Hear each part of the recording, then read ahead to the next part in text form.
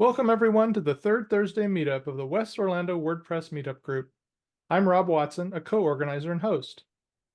West Orlando WordPress is an official WordPress meetup group affiliated with the WordPress Orlando and WordCamp US meetup groups.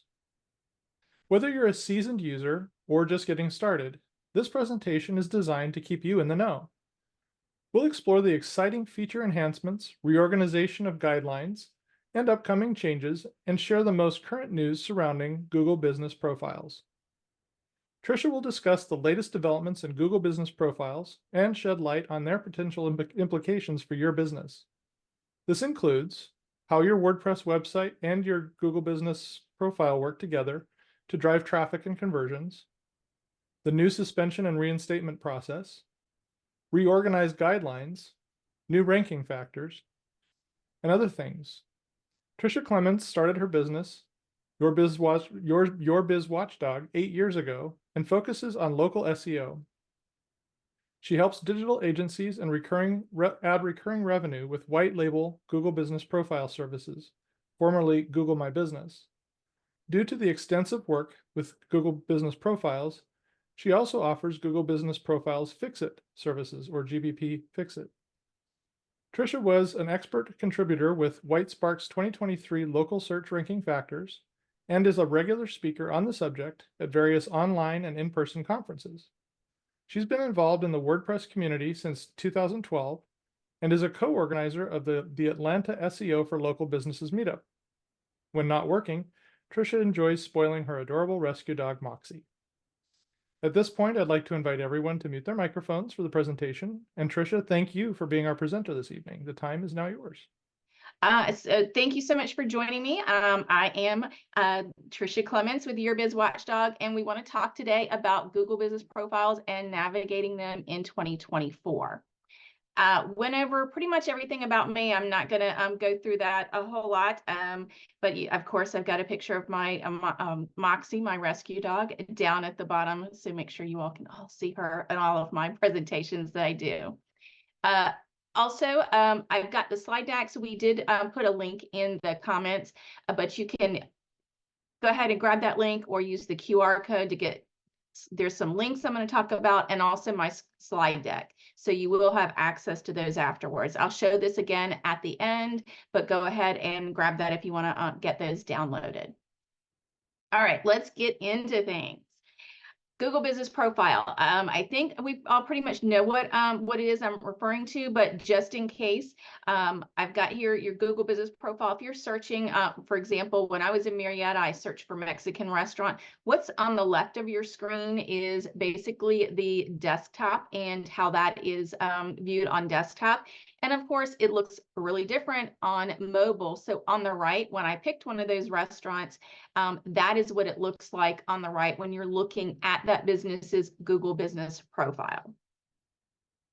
So your Google Business Profile, it's integral to the success of a local SEO strategy. So local, what are we talking about specifically? These are businesses that their customers are really pulling them from a local specific geographic area, whether it is a brick and mortar store with an actual physical location, whether it's like a restaurant or a store that you're shopping in, or if I'm out getting treats and going into a store and buying them for Moxie, any of those type things, brick and mortar.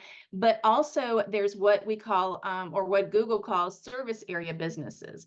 And that is something that you may hear it as SAB. And so basically service area businesses, those are businesses where you may not have a specific location that customers come to you. Instead, you go to the customers. Consider if you've got a landscaping company that comes and does your lawn, they come to your house to do that. So that would be a service area business. Your Google Business Profile really drives traffic to your website and also drives those conversions. So that's why it's really important, because conversions, that's where your money is at. So that's why we're focusing and looking at your Google Business Profile. As mentioned earlier, Whitespark does a yearly local search ranking factor survey, and this year, our 23, I was a expert contributor. They come out somewhere March-ish each year, so this is the most recent one. I do have a link there in my links that I gave you earlier. It is got it'll have a link to this because it is a really big thing. I recommend you go and look through it. I just did a snapshot of one thing, conversion factors for local SEO. And when we look at the top 10, 8 of the top 10 on the conversion factors involve your Google Business Profile. So that shows you how important your Google Business Profile is. It's really important, especially in conversion. Again, there's a lot more information on that ranking factor survey that you can take a look at directly. So a couple of takeaways from tonight that I want you to know. We're going to be talking about technical SEO, new ranking factor, your Google Business Profile, or GBP. I typically shorten it and say that, the users on your account, setting up email filters, and getting what I call your supporting documentation together. I'll be talking about that and explaining what I mean about all of that. So let's first talk about your website. Your website and your Google Business Profile really work together to drive traffic. It's really important to have all that information so that your website and your Google Business Profile really can work hand in hand to get that traffic and get that conversion. So the first thing is looking at your call to action on your website. Is it really clear when people are going from however they're finding you? A lot of times for local, it's your Google Business Profile, and they get to your page. Is the call to action clear, what you want them to do? Also, do you, when someone just goes to your homepage, can they tell specifically what you do, and with very brief, right there on the front, what it is you're doing? Those are two really important things when you're working with your website. Now, as far as technical SEO, looking at things like your title tags, your meta descriptions, keywords. And we're looking at keywords. We also want to consider location, your location. So when you're updating your title tags and meta description, make sure that not only are you including your keyword, but your location. That's really important to tie in that location. So when businesses are looking for you, sometimes businesses, they may put in the city, or they may put near me. Tying that in and having that information on your website is really important to let Google know that you're in that geographic location. And when they find your Google Business Profile, again, those are working together to help you come up so that you are getting the traffic and then those conversions. Let's see. Optimizing your GBP landing page. So the first thing is, what's your GBP landing page? That is basically just the website link that you're sending people to from your main Google Business Profile. When you go to your profile, what link is the main link there? And a lot of times it's going to be your main homepage, but not always. For example, if you have a business that has multiple locations, I do highly recommend you have specific location pages for each of those locations. So let's say you've got a business that's in a metro area. Let's say it's in Orlando, but you've got several different areas around, because it's a large metro, around the metro area that you've got locations, physical locations.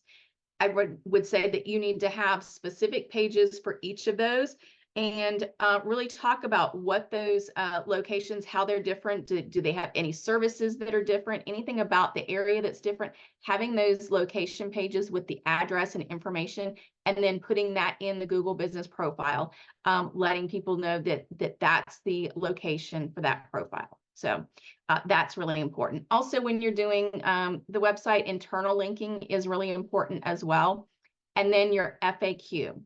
Your FAQ, I would say that should, the main thing is to have an FAQ, but then after that, I would, instead of doing a simple FAQ page, I would add FAQ to the specific content that you're talking about. So if you've got a specific service page that you're talking about, and you've got a FAQ or Q&A, whatever you're calling it, and it relates to that content, put that FAQ right there in there, the question and answer, put that in there on that page with that content.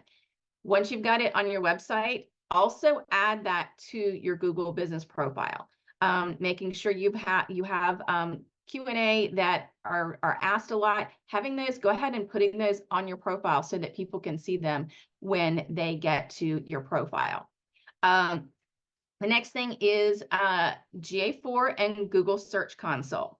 So I highly recommend you have both of these on your website, because if you're marketing, you really need to measure what you're marketing. Otherwise, you don't know if it's working, how well it's working, and what's going on with it. So definitely making sure that you are using that, measuring it. And then of course, I like to use Looker Studio to do monthly reports, but whatever reporting, however you like to do that, but definitely make sure that you're measuring it so you know if you have to change things, what you're doing with that.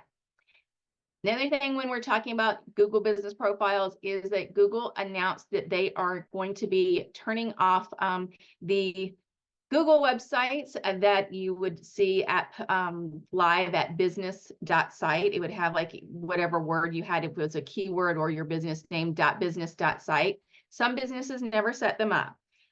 The thing you need to know about this is if you know a business that set one up and use that as their primary website, they really need to make sure that they have a website.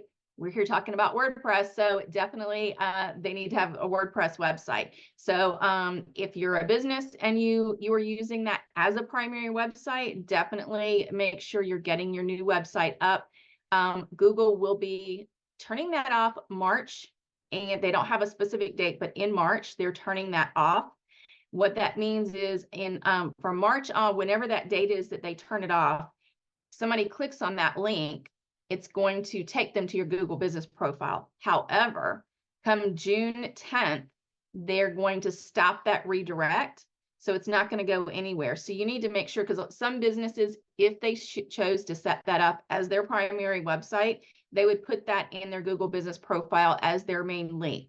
And so that's no longer going to work at all after June 10th. So I liked using that simply as a citation.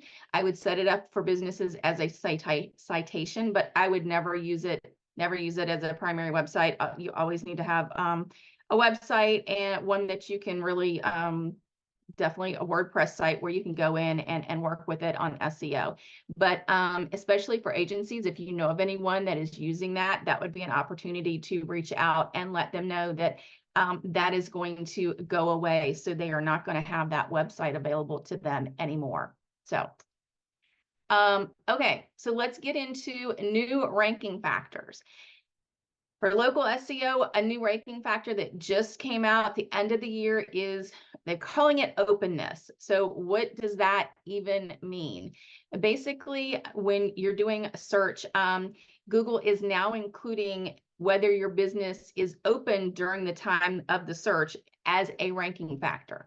Now, it's one of many ranking factors. So the first thing that you need to know is don't go in and just make changes quickly to your hours of operation on Google. Don't do that. And the other thing is, it just because when someone searches, if your competitor is open during that time and you're not, it doesn't necessarily mean that they're going to rank higher than you because they're open. It can mean that. We've seen a lot of fluctuation. If you're doing some reports and it's after hours, those reports can vary greatly if you're doing the reports during a time where they're open. So you need to just be aware of that. So the thing is, should you edit your business hours? There are a lot of things. First off, I would say to start off with, no, don't go edit them. Go and consider it and look and see if it's something that's going to be beneficial to your business. For example, brick and mortar stores, they need to have the business hours set as far as when the door is open during business hours.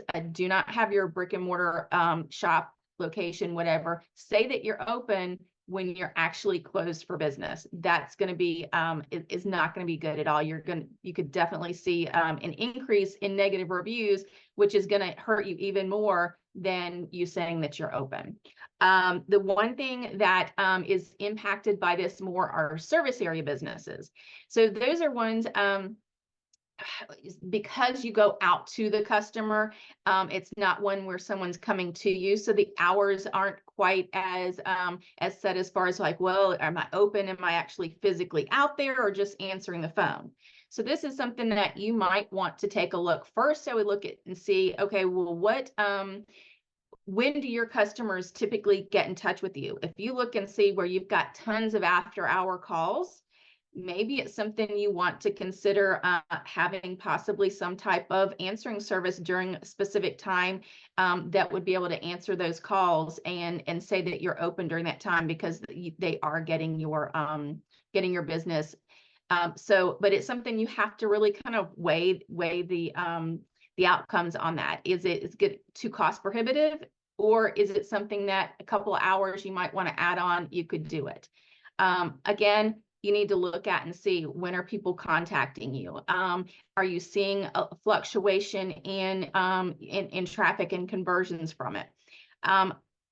Again, whenever Google changes, has algorithm updates, there are things that change. And I'm hoping with this one that they do make some changes at some point, because I know for myself, when I look at it as a customer, I don't typically, if I'm researching something, I might do it at night and not do it when the business is open. So I might miss a business that is not open, and because I'm searching after hours. So it doesn't really, haven't seen how it's taken into account that.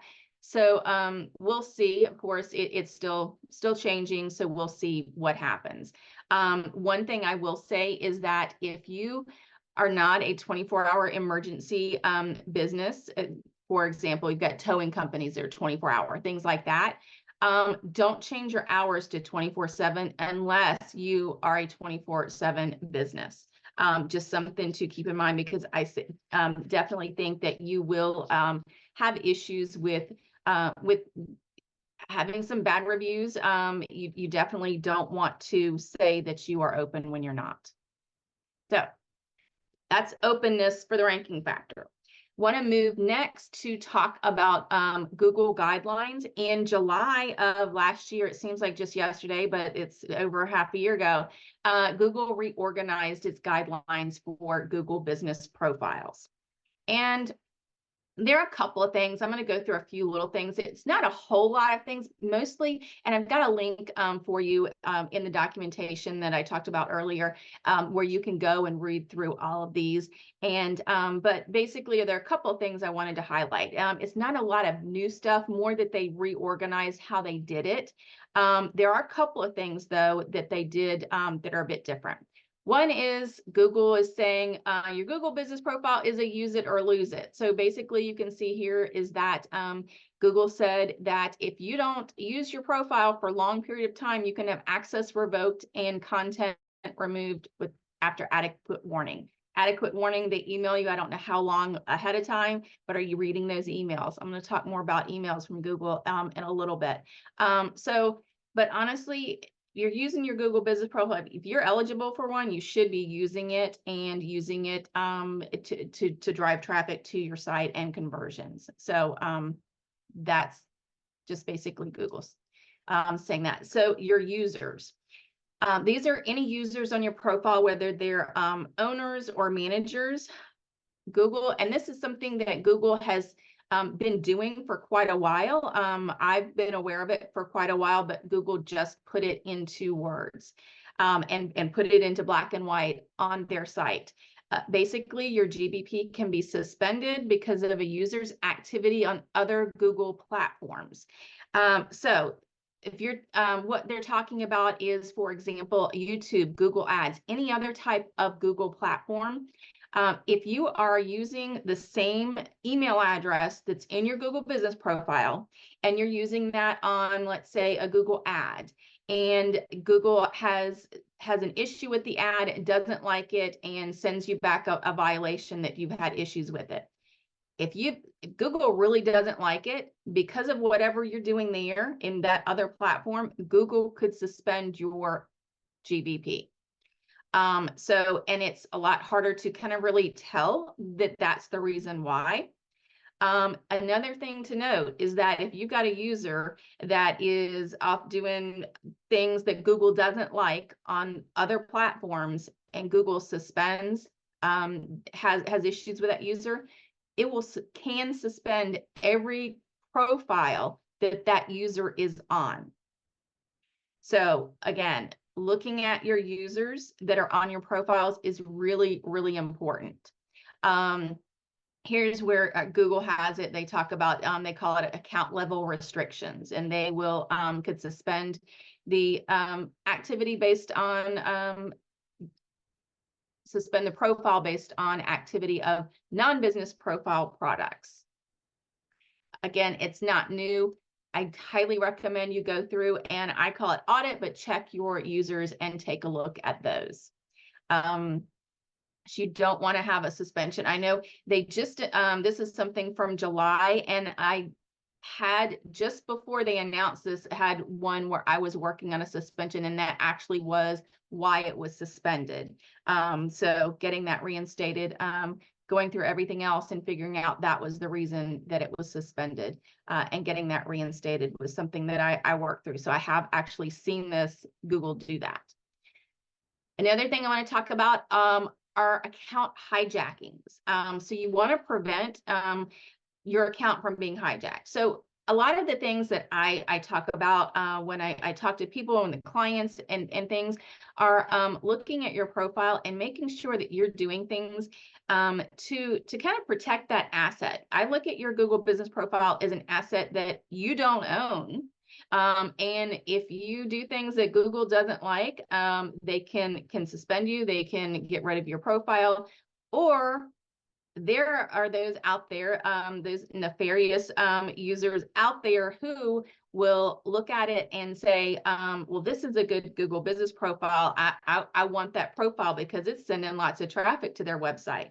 So what could happen is someone out there could request ownership of your profile, and you need to be aware of that. If you receive any emails about ownership requests, make sure that you've got a spam filter set up, an email filter set up so that it doesn't go into your spam folder. Make sure that it is something that you notified about immediately, that it's marked as important. You definitely want to make sure that that if you get an ownership request on your Google Business Profile, you get it, you see it, and you reject every request. Even if it's something that somebody there in the business that you know, I recommend you reject it, because you can go into your account and add other users to the account.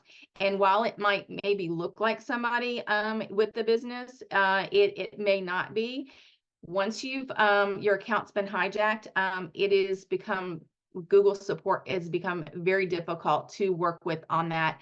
And there are some lately that some businesses have lost all of their reviews and their profile and have had to start from scratch.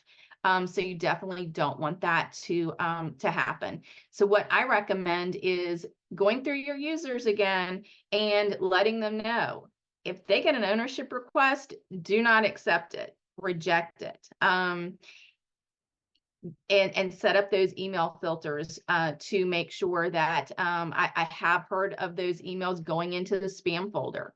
So you want to make sure that that if you get an email request, that you reject it and it doesn't go into your spam and you miss it, because typically there is a 3-day time period, and if you don't reject that request, there is a chance they will be able to go in and hijack that account. I have seen it happen. And the reason that they do it again is they hijack your account. They take over the account as the owner and can kick you out of it and go in and change things like the website. You're getting traffic from it. Now they're getting traffic from it and you're not. They'll probably change that, the phone number, all of those things. So that's definitely something to simply be aware of and just take measures so that it doesn't happen to you and your business. So I mentioned a couple times a Google Business Profile suspension.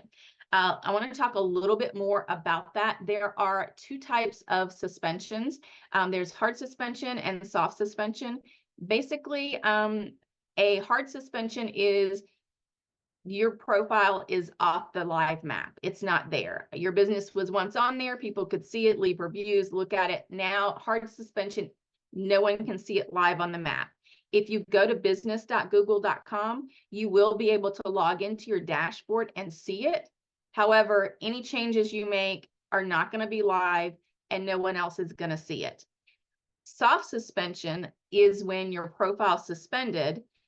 Others can see it live on the map. However, when you log into your business at business.google.com and log into your dashboard, you can see it.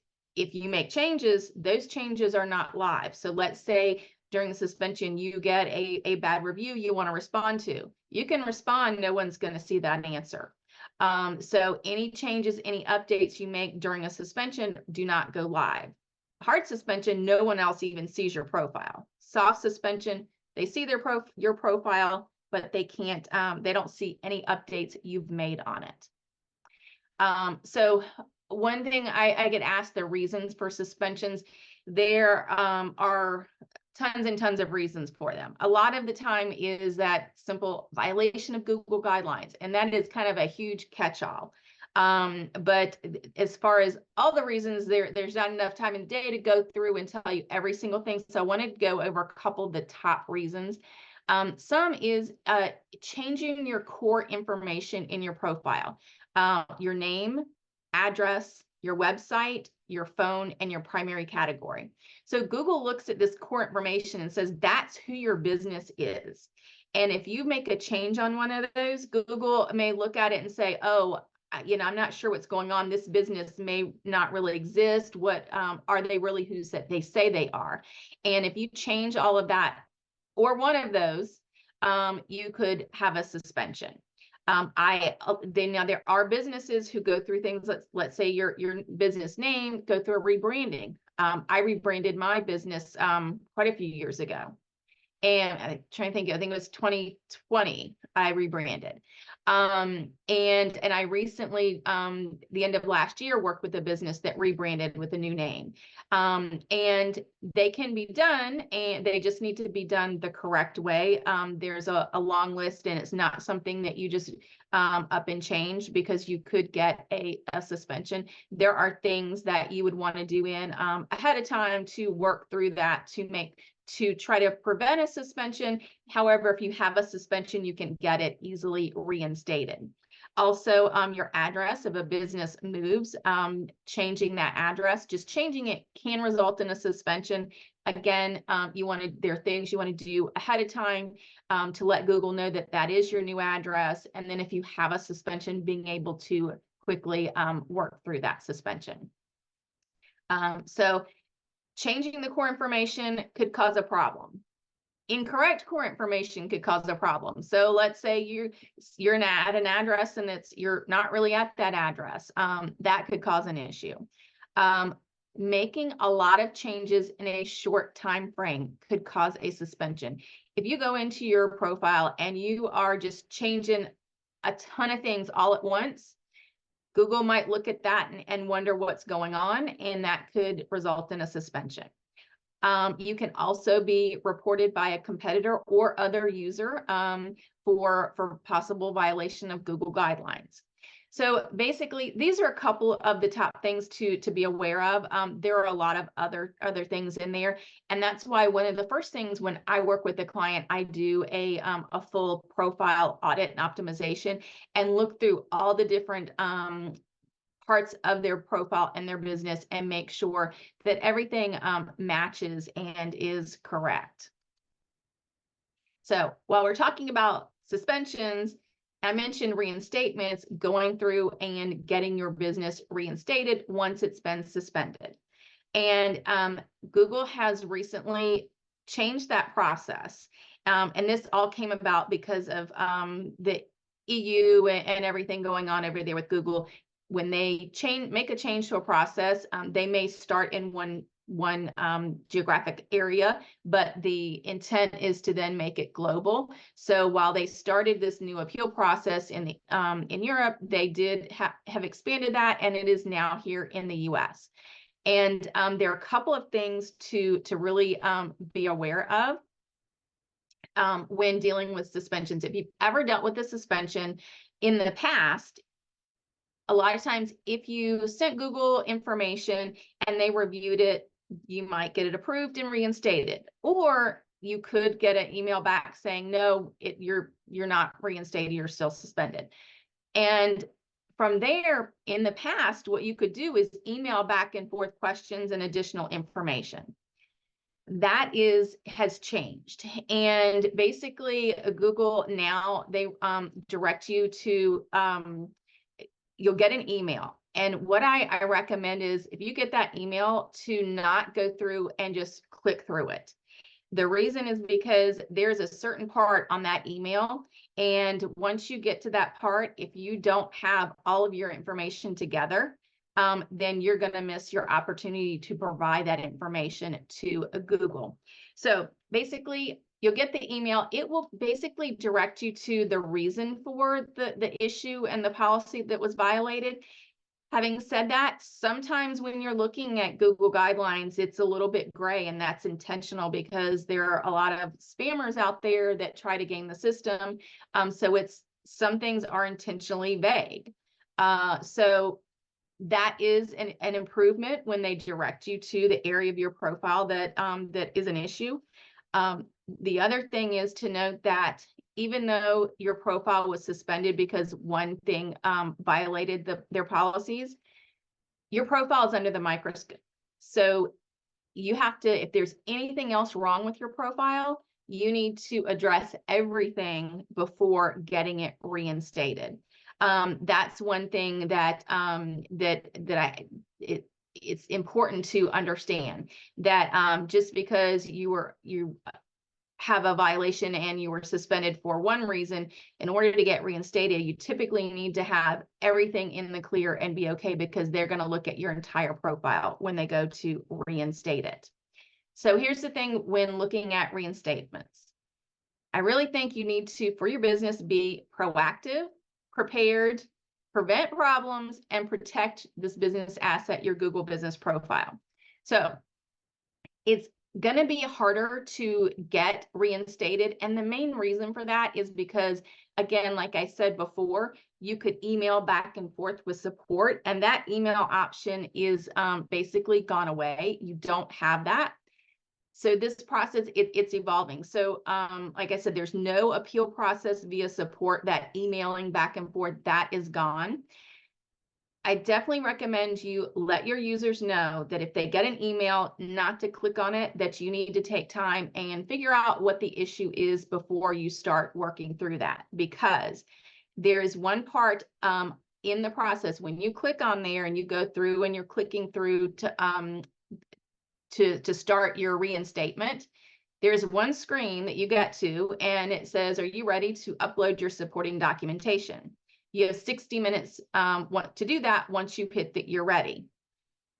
If you, I do this on some things myself, but if you're one of those people that goes through and just clicks through stuff on a website, I'll come back if I miss something. That is not going to work here. Once you click that you're ready, a 60-minute timer starts in the background. You don't even see when it starts. If you click that button, it started. If you don't get your documentation uploaded then to give to Google for your reinstatement, Google doesn't consider it. So, and I will say, after working with profiles, getting them reinstated, all of those profiles that I've looked at the supporting documentation that we're sending to Google, I've not had one that was fully correct on the first shot looking at it. So, and the fact that you then don't have an appeal process via support, if Google rejects it, you don't have that then back and forth of, okay, let me fix something. So that's why it's really important. It's kind of, and again, it's evolving. So I don't know what's going to happen to this in the future. But you don't have that opportunity to go back and forth with Google support. So definitely be very careful. Let all your users know. If there's a suspension, don't click on those emails. You need to take a step back, look at that and see what's going on. And definitely do not click that you are ready to upload evidence to your supporting documents until you actually have gone through them several times and looked at them and made sure that they are correct. Again, I've got this screen up. So prepared. Here's the thing I'd like to tell businesses is that don't wait till it's an emergency. Go ahead and take a look at your stuff and make sure that you're prepared so that you can prevent any problems. And if you've got a problem, you don't have to wait and for someone else to get it resolved. This is what happens when you're not prepared. So supporting documentation, I've mentioned that a few times. So what exactly is supporting documentation? These are things, documents from authoritative agencies with your business name and your business address, making sure that that's on there, it matches Google. It needs to be correct. And like I said, I have seen it take over a month to get this documentation correct. That could be a month that either your business is not on the map at all if you have a hard suspension, or if it's a soft suspension, maybe you've got information there that needs updated or you need to respond to review. You can't do any of that. So again, get this in order before there's a problem so that if there ever is a problem, let's hope there isn't, but if there's ever an issue, you're not waiting on a government agency to update your address or something else to get that resolved. You definitely don't want to do that during that stressful time when you're having to work with Google. And then once you've got the supporting documentation in order, update it yearly so that you've got new dates on that and everything. Because losing your Google business profile, it drives traffic and it drives conversions to your website. It can really be devastating for a business. I've seen businesses, where they lost, if they lose their Google business profile down for a while, they can lose thousands of dollars a week on that profile. It could be even thousands of dollars a day. Phones stop ringing, new business dries up. So that's why I say be proactive and get prepared so that hopefully there's never an issue, but if there is, you're ready and you don't have to sit and wait for something to another possible government entity, the Secretary of State, to update it because they possibly had old information that you've given them. So here again, here it is. Proactive, prepared, prevent, and protect. So that's definitely what you want to do. Again, I've got my links. Here's the QR code. There's a link that they both go to the same place. You'll get my slides that I just had here with all the information on there. Also some links. I talked about different things like the reorganization of guidelines, a few other things that we discussed in there. So definitely go ahead and grab that. I do want to, I talked a lot about getting things together on your Google business profile. So I do have something that I call my GBP Protector, where basically I go through your supporting documentation, let you know what we need to look over, review it, make sure it is right. Like I said, all the hundreds of businesses I've looked at, I have not had one come to me that has been 100% right the first time. So looking over that and getting that in order. Also looking at your users, talking to you about those, going through email filters, letting you know what email filters you need to set up. And also video verification, basically giving you a checklist for that. Businesses that are completely verified, there are times when Google may have it unverified and you have to re-verify it. And Google's gone to video verification, and I've seen lots of businesses have issues with video verification. So I basically have checklists to walk you through, help you with that so that you know how to do that in the event that that ever happens as well. So I want to go back here. I've got a coupon code for you for $50 off that. It's good through the end of the month.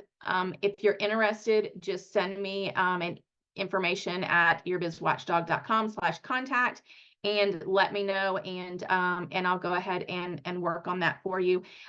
Either way, I definitely recommend, whether you have me do it or if you do it, go through your supporting documentation, get that in order, and make sure that you don't have any errors on it. Make sure that you've got that resolved. In the event there's ever something that comes up, you can easily deal with it. Okay, now we're ready for questions. Thank you so much for this presentation. This was absolutely amazing. I didn't know there was so much updated, so many updates with what's going on with the reinstatement stuff. So this is very helpful. Thank you so much. That's huge. The reinstatement is huge, and a lot of businesses don't know about that. And the one thing I will say is that I know everyone does it. You go to a website and you just like quickly scan it and click through and say, well, I'll come back if I need to. You cannot do that with this new reinstatement process. So if one main takeaway is, if there's ever a reinstatement, please don't click through on all of those immediately. Please take a moment and be careful with it. Great. Thank you.